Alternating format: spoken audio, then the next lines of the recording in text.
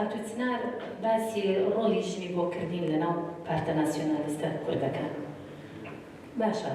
ڕۆڵی بزوتنەوە چەپەکان لە خەباتی گەلی کوردە و لەناو ئەو بزوتنەوانشدا ڕۆڵی ژن چۆن هەڵدەسەنجێنی؟ ئایا پێت وایە بزوتنەوەکانی چەپ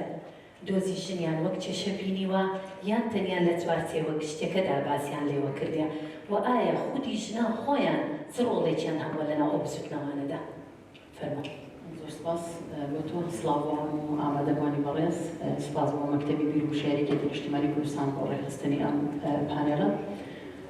هەڵبەتە من نامەوێت بێم دیشک بخەمە سەرەوەی کە ڕخنم لە کامە ڕەوت هەیە یاخود وەصفی کامە ڕەوت بکەم، بەڵکو ئەمەوێ بڵێم بە هەموومان دادوەرانە سەیرێکی ئەنجامی ئەو خەبات و ماندووبوونەی ژن یاخود بە گشتی تێکۆشان و جوڵانەوەکانی کوردی بکەین، ئەگەری بە باسی باشووری کوردستانەکەین، سەرێکی دەرئەنجامی ئەو سیاسەتەمان بکەین لە دەرئەنجامەکەی کە ئێستا لە چ دۆخێکدای بۆمان دەرەکەوێت کە سیاسەتی ئێمە چەندە ڕاستبووە بە هەموو ڕۆت و ئایدە جیاوازەکانەوە و تا چەند توانیوێتی لە پرسی ژندا کە من پێم خۆش نییە بڵێم کێشەی ژن لەبەرەوەی ژن بەخۆی کێشە نییە، ژن بەخۆی چارەسەرە، دۆزێکی ژن هەیە، پرسێکی ژن هەیە. دەرئەنجامەکەی کە ئەبینین بەڕاستی قەڵکردنێک ئێستا لەسەر ژن هەیە، یعنی من ڕەنجی ژن بێگومان بە هەموو ڕەنگەکانەوە لە هەموو پارت و ئایدۆلۆژیا و ڕێخستنە جیاوازەکانی باشووری کوردستان ڕەنجی ژن زۆر بەرزەنرخێنن و پێم وایە ژنان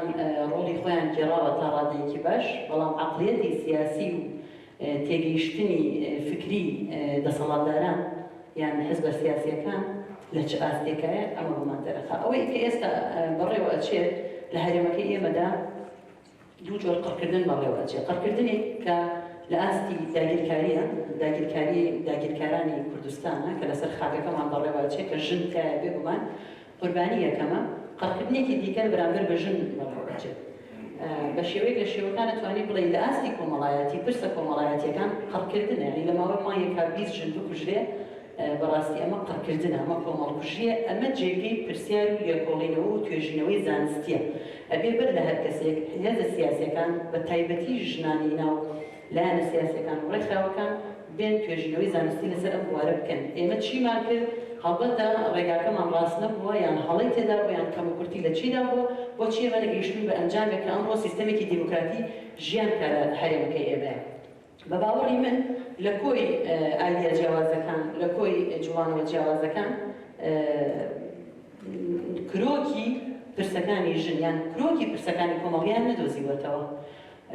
نەک تەنها لە کوردستانە، یعنی ئەتوانی بڵێ لە ئاستی فەیلسوفەکانی جیهانیشدا لە سەدەکانی ڕابردووشدا ئەگەر تۆ مارکس بە نمونە بێنیتەوە یان هیگل بە نمونە بێنیتەوە یان فرۆید بە نمونە بێنیتەوە، هەر یەکێک لەمانە بەڕێز عەبدوڵڵا وەجلان ئاماژە بەوە کات کە هەر یەکێک لەمانە دەبێت لە قۆناغی خۆیاندا چارەسەری کۆمەڵێک لە پرسەکانیان کرد بێ، بەڵام کەسیان نەگەیشتن بە کرۆکی بابەتەکە کە پرسی ژن و پیاوە. لە بەڕێستانەوە دەست پێیاکرد. میدیا وەک یەکێک لە ئامادەزەکانی کۆمۆنیکیشن لە کۆمەڵگەدا ڕۆڵی گەورە دەبینێت لە دەستکاریکردنی بە هاوڵەکانی کۆمەڵدا. وێنەی ژن لەناو میدیای کوردیدا لە چ دۆخێکدایە ئێستا؟ ئەو ڕۆڵە نەبەتیل کە میدیا لەسەر ژن دروستی کردووە چییە؟ وەک ئەوەی بەڕێستان پێشینەوەی زانستیشان لەبارەی ئەم بابەتەوە کردووە فەرموو دەستخۆشەکەن بۆ زیاترش بکەین. ئەم کاتتان باش، زۆر سپاس بۆ ئەم دەرفەتە و زۆر سپاسی ئەوانەکەم کە ئێستا بەڕێخستن و ئامادەکردنی ئەم دیبێتە. هیوادارم بەسوودی هەموو لایەک بگەڕێتەوە، زۆرێک لەو تەسەڵورانەی مێشکمانە بتوانین دەستکاری بکەین. بێگومان وەڵامەکەی من بۆ خاتوشاناز و بۆ تەوەرەکە لەڕێی توێژینەوەیەکی زانستیەوەیە کە بە شێوەیەکی مەیدانی لەناو شار سلێمانی ئەنجام کراوە. ئەمە ئەو ئەندەرەنجامانێکی پێشتومەتێ ڕاستە خۆ وەڵامی پرسیارەکەی خاتوشانازیاتەوە بۆ بەڕێستانی خەڵک. طبعا پێش هەموو شتێ حەزەکەم باز لەوە بکەم کە ئاشکرایە هۆکارەکانی ڕاگەیاندن ڕۆڵێکی گرنگێڕن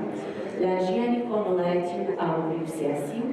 لە پێکهێنان و پێشەپێدانی ئەم ڕاستە و نەمەتاڵەزی و کلتوریەکاندا، چ بەرامبەر بابەتە بچینەکان بێ، چ بەرامبەر بابەتە هەڵوکەیەکان بێ، لە کۆمەڵگەکان و لەم سەردەمەشا بە تایبەتی. بێگومان ئەوەش لە ڕێگەی ئەو توانە گەورەوەیە کە هۆکارەکانی ڕاگەیاندن هەیەە لە گواستنەوەی معرفە زانیاری جیاوازەکان کە ئەمانش دەربەری بەرژەوەندی توێژ و دەستی جیاوازن چ لە خەڵک چ لە کۆمەڵ چ لە کۆمەڵەکان لە کاتێکدا کە هۆکارەکانی ڕاگەیاندنی دەتوانین بڵێن هۆکارێکی کۆڵتر و بەهێزتر و خێراتر لە کاریگەریانە بۆ دروستکردنی ڕایگشتی و تەقانەوەی ململانەکان و کۆتایی گەلێمانە ئەمەش بەتایبەتی لەو کۆمەڵگانەیە کە بە قۆناغی گواستنەوەی سیاسی و ئابووری کۆمەڵایەتی دەتێڕن و ئەو کۆمەڵگانەی کە تەنها بەکاردەرن بۆ ئامێر و کەرسەکان و وەرگری بەکارهێنانەکان میدیاییان بەبێ ئەوەی بەشدارن لە بەرهەمهێنانیدا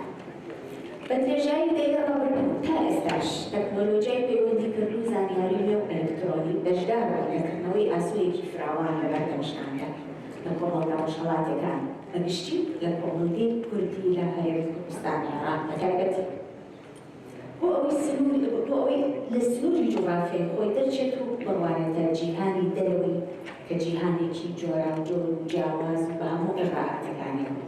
بەڵام کاریگەریەکان لەم سنوورەدا نەبستان بەڵکو هۆکارەکانی ڕاگەیاندن بە جۆرە کۆنەکانیەوە لە بینراو بیستراو وستراو هەروەها بۆ کارەبیەکان لە بڵاوکردنەوە و تۆمارەکان سەر ئینتەرنێت کارلێکەکانی سەرتۆڕی پەیوەندیکردنی کۆمەڵایەتی وەک فەیسبوک تویتەر هەروەها یوتیوب ئیلە ئاخرینی تەنانەت مۆبایلیش بەشدار بوون لە بەنەمەتکردنی وێنەی ژن و پیاو هەردووکیان هەروەها داڕێژەی وێنەی دۆزەکانی تایبەت بە هەردووکیان پەیوەندیەکانیان ناکۆچیەکانیان لە قاڵبدا بە جۆرێک زەحمەتە دەستکاری بکەین ئەمەش فەزایەکی نوێ دروست کرد بۆ تەواوکردنی ئەو ناکۆچی ئەزەریانەی کە لە نێوان ژن و پیاواندا هەیە هەر بۆیە هۆکارە جیاوازەکانی ڕاگەیاندنی وێنەیەکی زلمی تایبەتیان داوە بەشن کە ئەبێت ژنی سەردەم چۆن بێت چی لەبەرکە چۆن لەبەرکە ژیانی چۆن بێت تاکو خۆی بگونجێنێ لەگەڵ ئەو ژنە شارنشینانەی هۆکارەکانی ڕاگەیاندنی جیاوازی نوێ بەکارهێنن بێگومان ئەمەش بۆ چالاکردنی لایەنی بەکاربردنی کۆمەڵ و بە ئامانجی بەدیهێنانی بەرژەوەندی کۆمپانیا و دەوڵەت و ئایدۆلۆژیەتا دیاریکراوەکان هەروەها وێنەکانی ڕاگەیاندن کۆمەڵی پێوەری تایبەت لێ ناکەن بۆ جوانی کۆمەڵگا بەگشتی و بۆ ژن بەتایبەتی بە شێوازێک ئەگەر ژن نەگاتە ئەو پێوەرانە زۆرجار لەوانەیە هەست بەکەمی بکات بڕوا بە خۆبوونی و بەڕۆڵی لەناو کۆمەڵگەدا لاواز بکات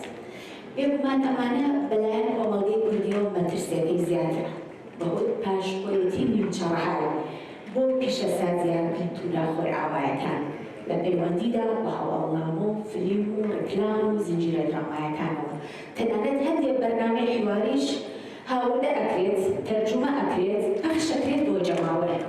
ئەم پاشکۆیەتیش ژاردەیەکی گەورە ناخاتە بەردەم دامەزراوەکانی ڕاگەیاندنی کۆمەڵگەی کوردی